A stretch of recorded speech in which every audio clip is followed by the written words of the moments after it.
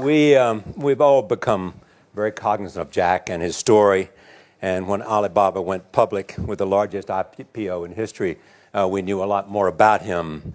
So I want to talk about his personal story. I want to talk about how many times he tried and failed and what kept him going.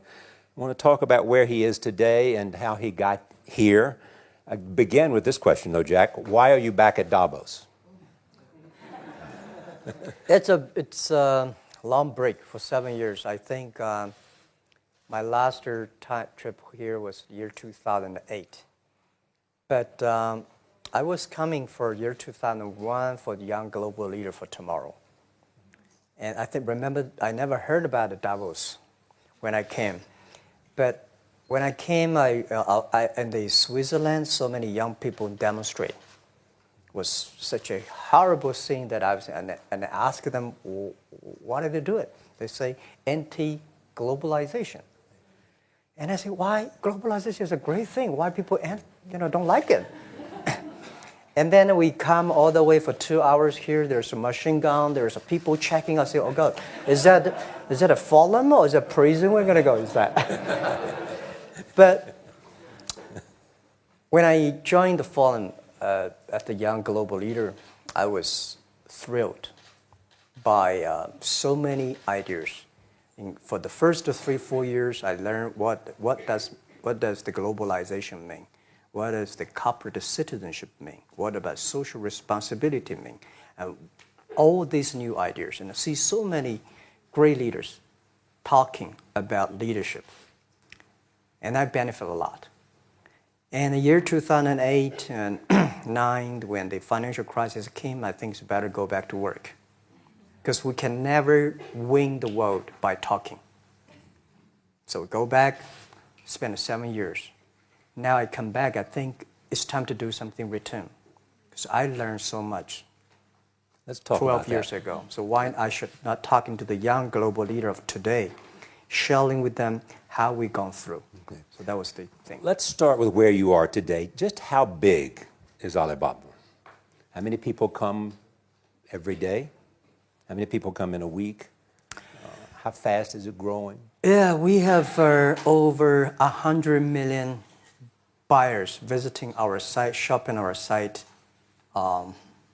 every day. And we created 100 million every day. We created 14 million jobs for China, directly and indirectly. And we grow from 18 people to 30,000 people, 18 people in my apartment, to now we have 4 big campus. Compared to 15 years ago, we were big. But compared to 15 years later, we're still a baby. How big will you be 15 years from now? I think 15 years ago, I told my team that in the past 15 years, we grow from nothing to this size. And 15 years later, I want people to know about Alibaba, know Taobao, because it's already everywhere. I want 15 years ago when we talk about what is e-commerce, why small business can using this e-commerce, this internet, can do business across the nation. And I hope 15 years later, people forget about e-commerce because they think it's like electricity. Nobody thinks it's a high tech today. Now, this is something that I don't want 15 years later.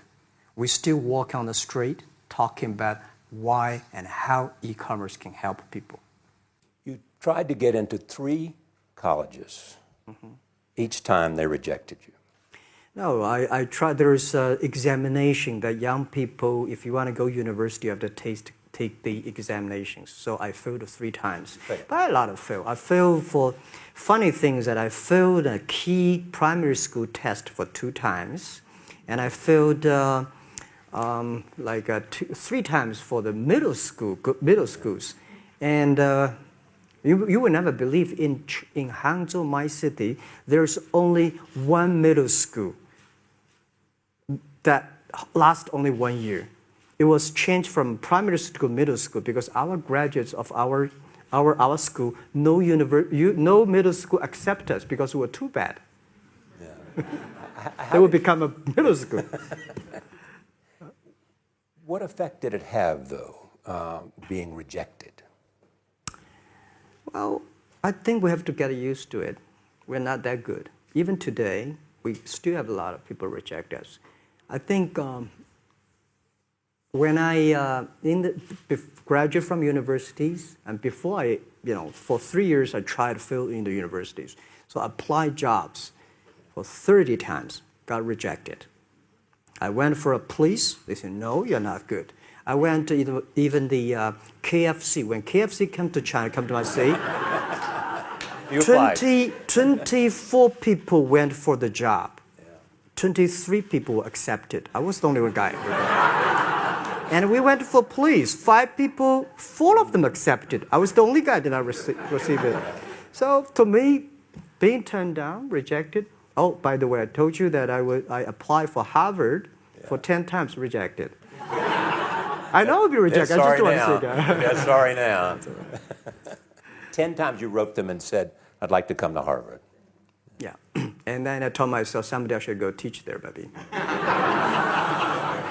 I think that can be arranged. Richard Nixon came to Hangzhou. Yeah. And after that, tourists flooded the place. Yeah. And that's how you learned English. Yeah. I really like I don't know why, at 12, 13 years old, that time I suddenly fell in love into the language, the English. And there's no place you can learn English at that time. There's no books, English books. So I went to the Hangzhou Hotel, now called Hangzhou Shangri-La Hotel, because that was the hotel can receive the foreign visitors. So every morning for 9 years, I showed them around as a free guide, and they taught me English. And I think that changed me. Today, I'm 100% made in China. I've never got a one-day train outside China. Yeah. And when people talk to me, say, Jack, how can you speak English like that? Why sometimes you talk like an Western guys? I think that was the 9 years. These Western tourists opened my mind, because everything they told me are so different from the things I learned from the schools and from my parents. So now I have a habit. Whatever I see, whatever I read, I use my mind. Think about for 2 minutes. Is that how Ma Jun became Jack Ma? Actually, Jack, the name was given by a lady in tennis. She's a tourist. She came here and she said, came to Hangzhou. We become a pen friends. Ma Ring is so difficult to pronounce. So she said, do you have an English name? I said, don't. So can you give me an English name? She said, okay. She said, my father called it Jack. My husband called Jack. What do you think about Jack? I said, good. So I've been using that for that many years. Yeah. First visit to America, 1995? 1995, yeah. I came here for a project helping the local government to building up a highway. And you tried the internet. I tried the internet in Seattle, and in a building called the U.S. Bank. I don't know whether the U.S. Bank is still there or not, but it's a building. And my friend opened a small office, which is like only 10% bigger than this room. And there are a lot of computers in there. And he said, Jack, this is internet. I asked, what is internet? He said, search whatever you want. At that time, they used Mosaic, very slow, right? Yeah. And I said, I don't use it. I don't want to type because computer is so expensive in China. If I destroy it, yes, I cannot pay. He said, just to search it. So I searched the first word, beer. I don't know why, because it's easy to spell, baby. And I see beers from Germany, beers from USA, beers from Japan, but there's no beer from China. And I say, okay, type the second word is China. No data. Nothing. And I said, 1995, no data about China. So I talked to my friend, why not make something about China? So we made a small, very ugly looking page called China. It's something like I did a translation agency, we listed on there. It was so shocking. We launched at 9:40 in the morning. 12:30, I got a phone call from my friend. He said, Jack, you got 5 emails. I said, what is email? And they say, these are the things. So people so excited. Where are you? This is the first time I see a Chinese website on that. How can we can we do something together? So I think this is something interesting. So we should do it. Why did you call it Alibaba? Alibaba? Well, when I started, I think internet is global. We should have a global name. And a name that, interesting, like at that time, the best name is Yahoo. Right? So I've been thinking for many days, suddenly think Alibaba is a good name. So I happened to be in San Francisco that day. And I did have a lunch, and the waitress came. I asked her, do you know about Alibaba? She said, yes. I said, what is Alibaba? She said, Open Sesame. Good. So I went on the street, asked about 10, 20 people. They all know about Alibaba, 40 Thieves, and Open Sesame. And I think this is a good name. And start with A. Whatever you talk about, Alibaba is always top. You have said before that in creating Alibaba, you had to create trust. Yeah. Because people in China were used to face-to-face. Yeah. How did you create trust? I think because we started about doing business on internet. I don't know you, you don't know me. So how can you do things online unless you have trust? So for e-commerce, the most important thing was trust. I think when I first went to USA for raising money, talk to the venture capitalists, a lot of people say, oh, Jack, no. China doing business by the guanxi. How can you do business on internet? And I know that without the trust system, the credit system, it's impossible to do business. So in the past 14 years, everything we do is trying to build up the trust system, the record system. Well, Charlie, I'm so proud today when I talk to the young. Today in China and in the world, people don't trust each other. The government and people and media and everybody think, this guy's cheating. But because of e-commerce, we finish 60 million transactions every day. People don't know each other. I don't know you, I send products to you. You don't know me, you wire the money to me. And I don't know you, I give a person a package, I don't know him. He took something to cross the ocean, cross the river, and send. This is the trust. We have at least 60 million trust happening every day. But you created it by creating an escrow account in the beginning. Yep. And so you keep the money until they got the product. Yeah. And then you release the money. That's true. I mean, the escrow service is about Alipay. When I had this idea, I would love Davos, because it was a big decision. Because for first 3 years, Alibaba is just like e-marketplaces for information. What you have, what I have, we talk a lot of time, but don't do any business. Because there is no payment. I talk to the banks. No banks want to do it. Banks say, no, this thing never work. So I don't know what to do. Because if I start to launch a payment system, it's against the financial legal laws. Because you have to have a license. But if I don't do it, e-commerce will go nowhere. So then I went to Davos. I listened to a leadership discussion. Leadership is about responsibility. And after I listened to that panel, I give a call to my friends, my colleagues in my apartment, say, do it now, immediately.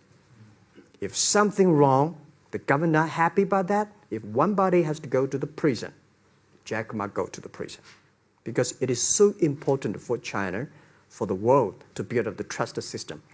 And if you did not do it, and do not do it properly, stealing money, money wash, no trust record, I send you to the prison. That was the thing. And people don't like it. So many people I talked to at that time for Alipay, they say, this is the stupidest idea you have ever got. But I say, I don't wear the stupid clever as long as people use it. Now we have 800 million people using this Alipay. Stupid things, But if you Alipay do is it better, it's better. Alipay is a privately held thing. It's not part of Alibaba. No, it's a Let me private. talk about money for a second. Yeah. You have never gotten money from the Chinese government? No. None. None. I want it at the beginning, and later I don't want it because I think if the company always think about picking money from out of the government pockets, that company is rubbish. Think about how can you make money from the customers and market and then help customers succeed. That's our philosophy. No money from Chinese banks? No. No. I at that time I want, and now they want to give me, I don't want it. Yeah. All right. Your relationship with the government. Mm-hmm. Yeah. What's your relationship? I mean, if they didn't, here's what some say, that you have existed in an environment that's not, they have restricted competition for you. And that's a pretty good thing to do for a private company. Yeah. I think the relationship with the government for us is very interesting. For the first 5 years, because I've been working as a part-time jobber for a government organization called Ministry of Foreign Trade, 1997, for 14 months. And I learned that you should never rely on government organization to do e-commerce. And I started a business. I told my people and team, in love with the government, don't marry them. Yes. Respect them. And a lot of people say, well, government officers talking about internet, the censorship and this, that, and they worry about. I think it's the opportunity, it's a responsibility talking to them. Tell them how internet can help.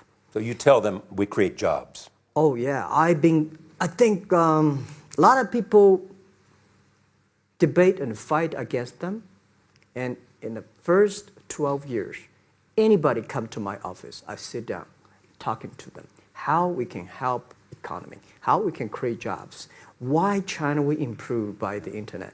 I think because internet that time is new to any government.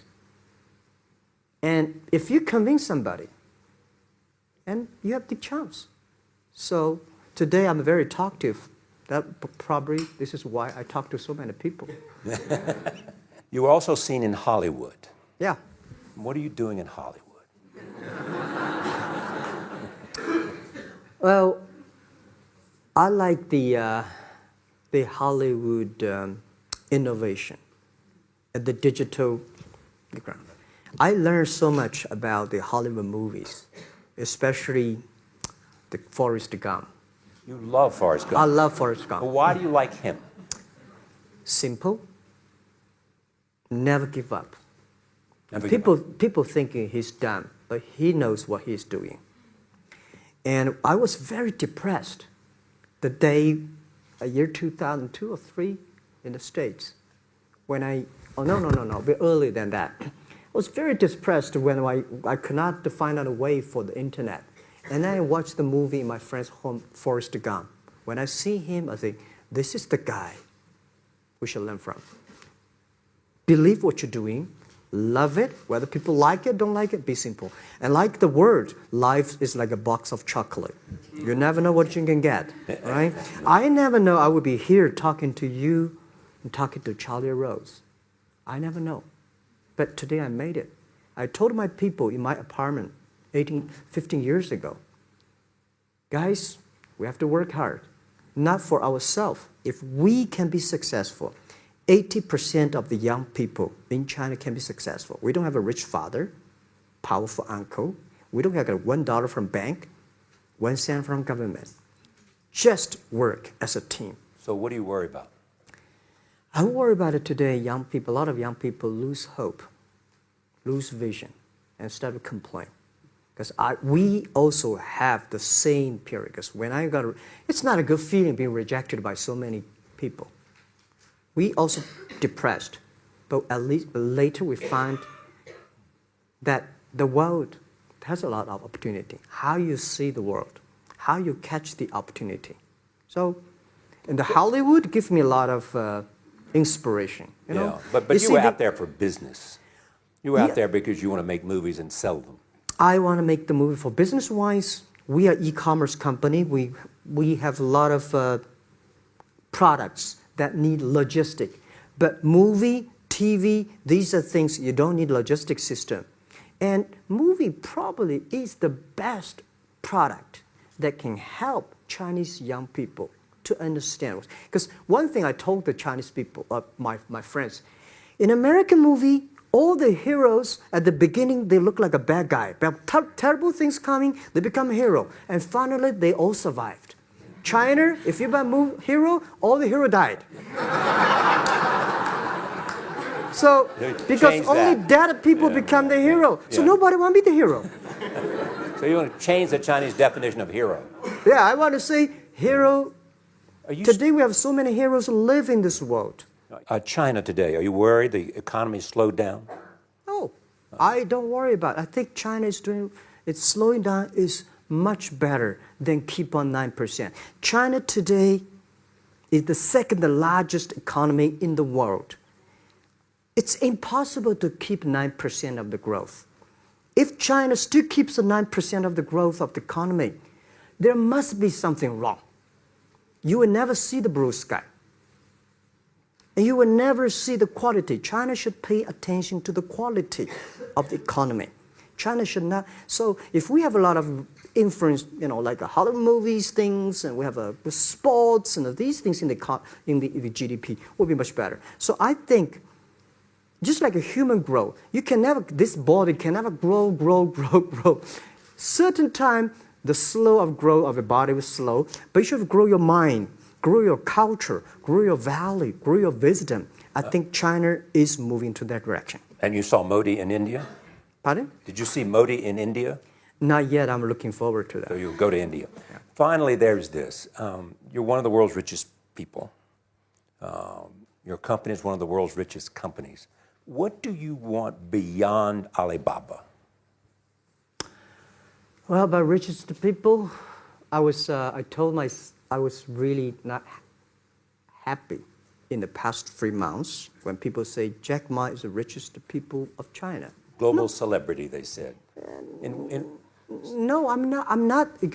When I started business, you are. I never thought, because how many? Yeah, maybe I am. But I think 15 years ago, in my apartment, my wife was at that time one of the 18 founders. I asked her, "Do you want your husband to be a rich person?" I never said rich person in China, rich person in Hangzhou, or you want your husband to be a respected person. She said, "Of course, respected." Because she never believed, and I don't believe we'll be rich people. We just want to survive. But I believe when you have $1 million, that's your money.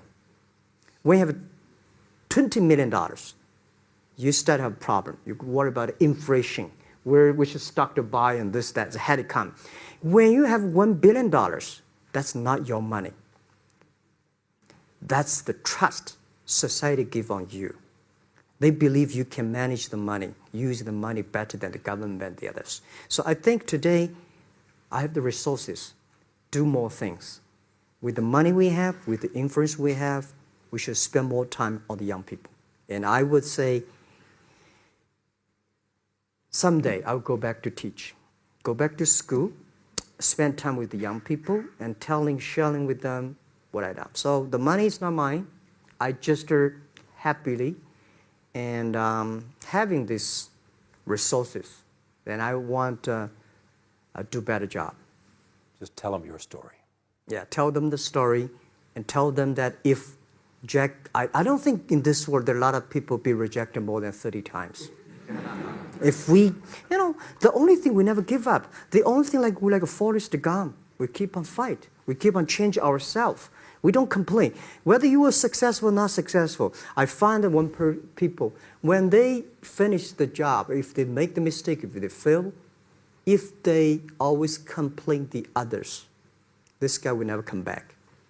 If the guy only check himself, yeah, something wrong with me here, something wrong with me there, this guy has a hope.